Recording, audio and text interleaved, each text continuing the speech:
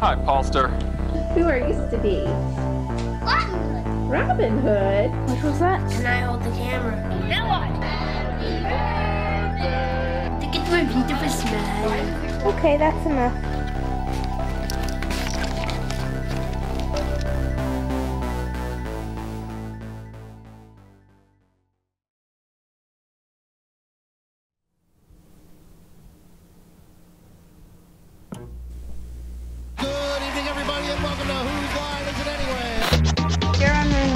My name is Shelby. Nice! Back to school. 2005 was a tough year for me. I was 12, I had just moved to a new house away from all my friends, and I didn't know it yet, but I was about to dive headfirst into the darkest 2 years of my childhood. Without my old neighborhood crew around, I ended up spending hours in the basement watching TV alone. But that's how I discovered that every afternoon, ABC Family would air 2 back-to-back reruns of Full House. Every day there was this magical hour between school and homework where I would get to spend 2 marvelous episodes in San Francisco with the Tanners. Whatever happened to predictability? For the next 2 years, as school and life got harder and I sank deeper into what I now recognize as depression, I'd come home, kick off my shoes, run downstairs, and tuck in for 2 back-to-back syndicated episodes of Full House. And for those 2 years, this show stole me away from my troubled little life, which back when I was in it, truly meant everything to me, even if it was just for a couple of episodes, because for those 2 episodes, I was safe.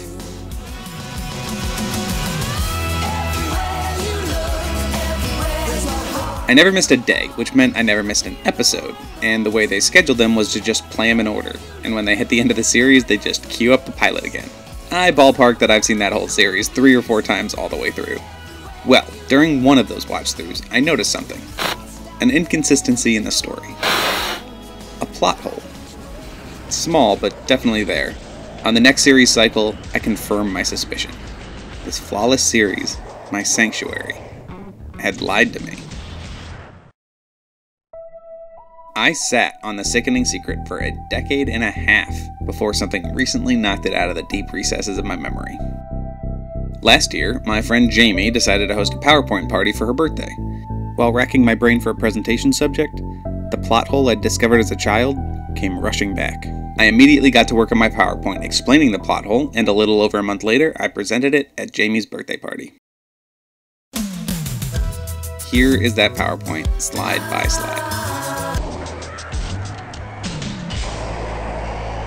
I started by giving some quick background about the show in general. I moved on to explain some of the less serious lies the show told. And then I highlighted the main liar, the character at the crux of the secret I'd discovered 15 years earlier, Uncle Jesse. The plot hole concerns 2 episodes of the show.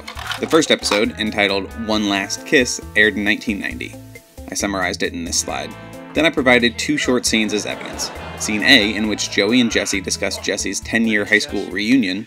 Hey, aren't you going to be late for your high school reunion? Yeah, just going over some old tunes. Getting back together with my old high school band tonight. And Scene B, a flashback of Jesse and his high school girlfriend just before graduation. Jesse, you're gonna get in trouble. Huh, graduate tomorrow. What are they gonna do, expel me? The main takeaway from this episode is that Jesse directly addresses graduating from high school. Then I talked about the second episode concerning this plot hole, Educating Jesse.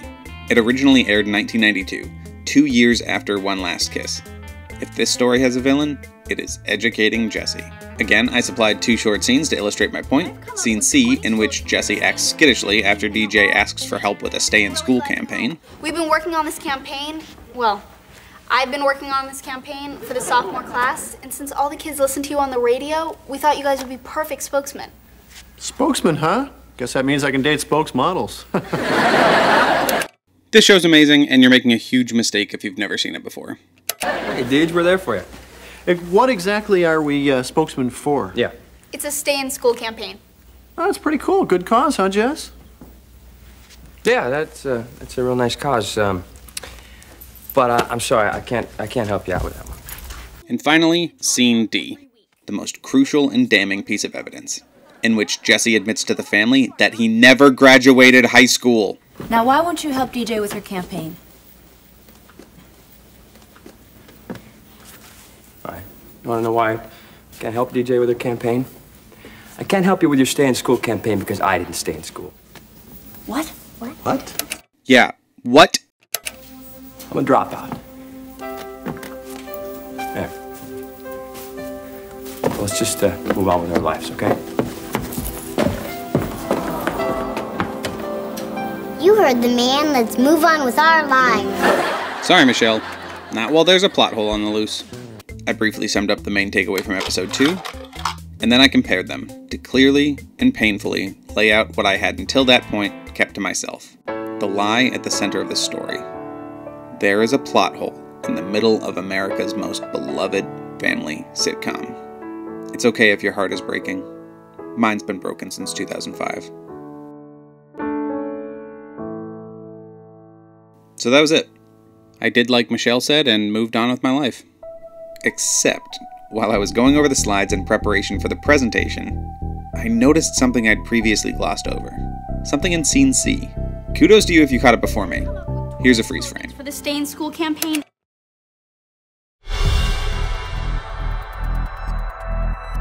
That's right. Educating Jesse wasn't the villain in the story, because Educating Jesse had been written by someone. A man. A mere mortal. And he had made one massive, critical error. He'd told the world his name. Tom Burkhardt. I did some digging, and I decided I deserved some answers.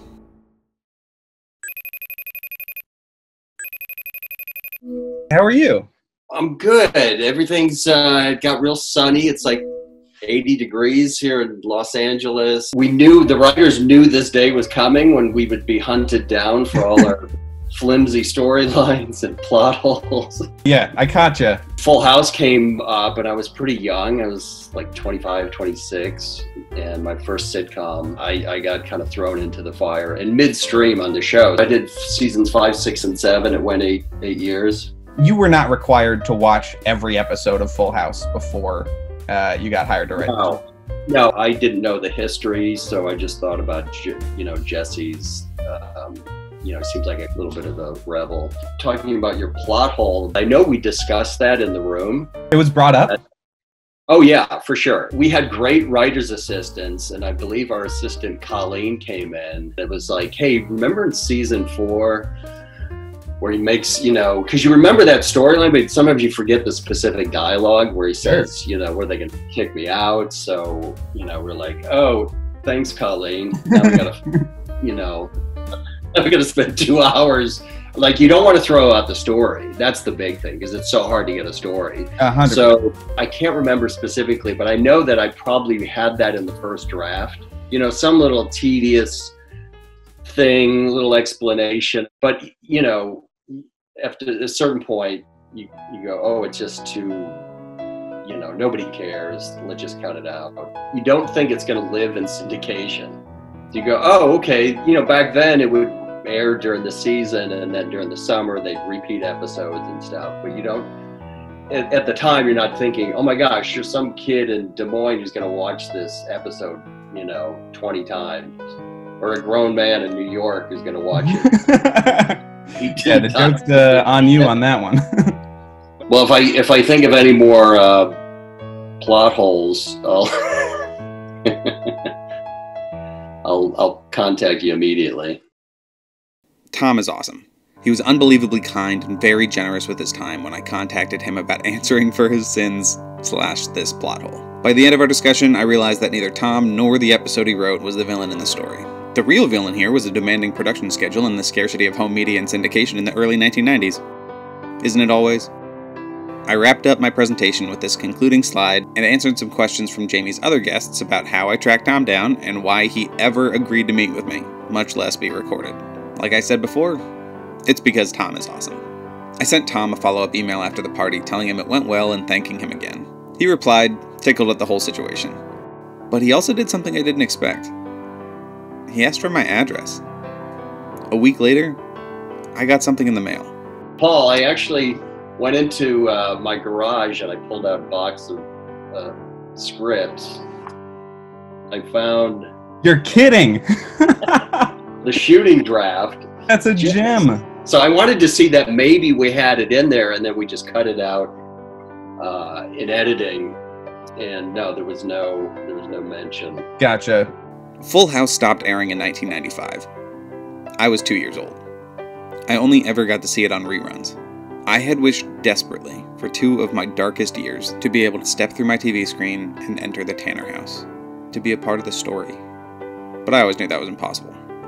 Never in a million years would I have imagined that I would ever get to actually be part of the story. But I did. It turns out that plot hole was just big enough for me.